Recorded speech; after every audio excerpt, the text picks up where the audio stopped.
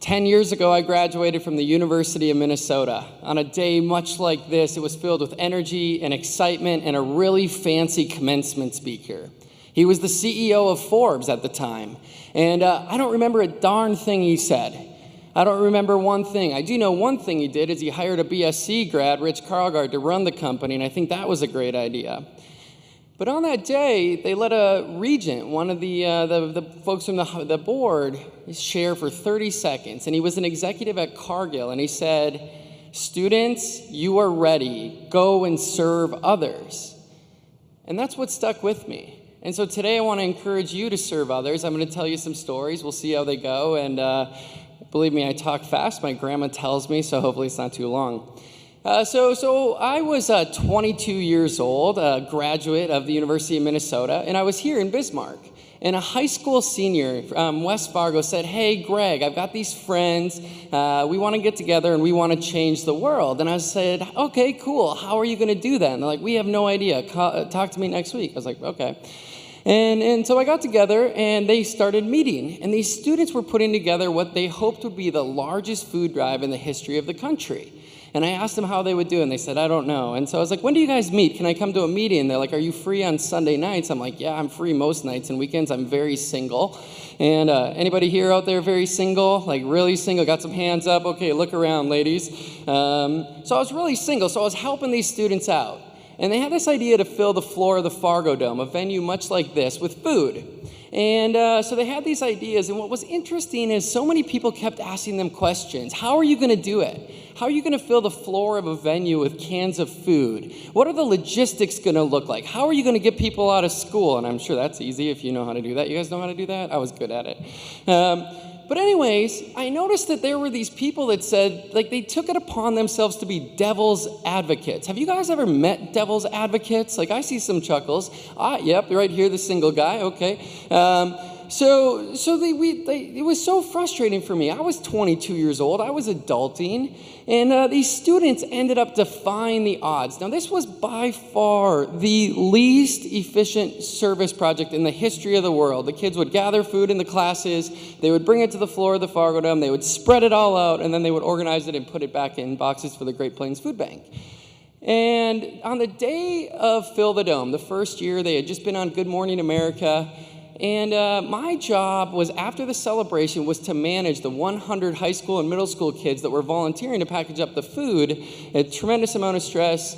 And this teacher came up to me. She said, "Greg, I have to tell you a story about a kid that brought a box of Cheerios." And I'm thinking to myself, okay, there's 80,000 pounds of food. That's great. We got to manage all these kids. And she said, "No, Greg, what you don't understand is that box of Cheerios was half full." And I'm like frustrated. I'm like, how the hell am I going to find that box of Cheerios? And with tears in her eyes, she said, "Greg, what you don't understand is that first grader that brought the box of Cheerios gets 100% of their family's food from the food bank." And he wanted to do what he could to help. And it was a reminder for me that service isn't just about the rich and famous. It's about you and me, and it's the big things we can do and the small things we can do. And that spirit of service is something we can do every single day. I'm reminded when I was a freshman at the University of Minnesota, still very single, and we were eating top ramen and easy mac. Do any of you know these fine dining etiquette? Yes, I see some. Yes, all right. Yeah, like single guy does. Okay, we're going to be hanging out, buddy. So we're eating top ramen and easy mac, and we're saying, what could we do to change the world? What could we as freshmen do to make a big difference? And I was coming back from summer camp, and I had one of those like white man froze, like not very popular, and those summer camp necklaces. Did any of you ever have those? Not a good idea. That helped me stay single. So we had this idea. Let's go on a pay it forward tour. Let's travel across the country from Minneapolis to Washington, D.C., and let's do service. Let's stop in different cities. So as freshmen, we got this idea off the ground. We created the pay it forward tour. And we continued to do that. In about 6 years, we were getting ready for one of the trips. So after I graduated, I got to make $20,000 after graduation. That was pretty exciting. And we continued the project. And in our classes, our communications classes, our professors talked to us about an emergency communication plan. And it was one of those assignments when you get, and you're like, when the heck am I going to ever use that? Did you get any of those assignments? Yes, okay. Did you get more than one of those assignments? Yes, okay. So we got one of those assignments, and so the Pay It Forward tours are going on. I'm in Washington, D.C. for a big celebration. There's about 400 college kids spread around the country, and I get the call that every parent, every faculty member fears getting. Greg, there's been an accident. And I said, okay, so what happened? One of the students, an NDSU student, was out running during her free time, and she was hit by a car. Was she okay? I'm not sure. I'll call you back. And about an hour later, we found out Sarah died. And so my job was to fly to Florida, where the students were doing the volunteer project, and to meet Sarah's mom. And so I arrived, and I had to make that call. Hi, Mrs. DeWitz. I'm Greg Tehven. I'm involved in Students Today, Leaders Forever. Yep. I'm just calling to say I'm sorry to hear about the loss of your daughter. She said, Greg, I want to come and meet the students. So she flew down and joined us. And in a room a lot like this, she spoke to 400 college students. And she told a story. She told her personal story. And she shared with with all of us how jealous she was that those students got to serve with Sarah the day before she died. And Sarah was alive. She was excited. And that night she spoke to us and she said, I don't fear death. I fear not living. My hope for you as graduates is that you would live a life of adventure, of curiosity, of wonder, of success, and of failure. And I just hope that you will live. My third story comes to you from a college classroom at North Dakota State University, where a student learned of his professor's grandnephew.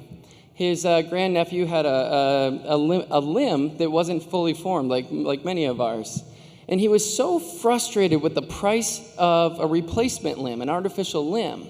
And this NDSU engineering student said, I'm going to solve that problem. And so he used advanced technology with 3D printing.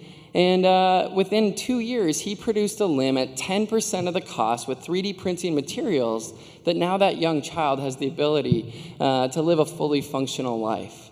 That college student served his professor. And I think there's some professors here that have inspired us to serve. The irony of this story is that professor died on Wednesday. But the service of that college student lives on as he builds his company and continues to serve people around the world with prosthetic limbs created by 3D printing. My hope for you as graduates is that you would do 3 things for me. One is you would show your gratitude for those that have helped you get where you are today. In the next 24 hours, please thank that professor, that teacher, that crush, whoever it might be that helped get you where you are today. Please thank them. The second is a challenge for all of us. Let's quit being devil's advocates. If we're going to change the world, we have to think about all the reasons why ideas can work. And third, take care of yourself.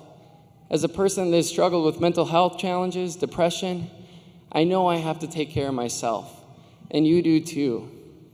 We have such an opportunity to serve. My hope for each and every one of you is would join me as participants of the greatest state in the greatest country in the history of the world to serve others. You too are ready. Go and serve. Thank you.